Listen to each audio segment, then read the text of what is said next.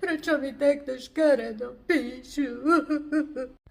Čím ďalej, tým viac narážam na zlovesné komentáre. Ale ako sa s takýmito vecami vyrovnať a vysporiadať, ako si to nastaviť v tej svojej krásnej, múdrej hlavičke. Úplne jednoducho, stačí pochopiť hlavne jednu vec. Nie je to o tebe, to, čo takto povie. Je to o tom nastavení, ktoré ten človek má. Čiže pokiaľ má niekto potrebu hejtovať alebo nejako ťa úmyselne poškodzovať svojimi komentármi alebo slovne, je to o jeho nastavení. Nech nikdy názor niekoho druhého neprevyšuje nad tým, čo si o sebe myslíš ty. Už nikdy viac.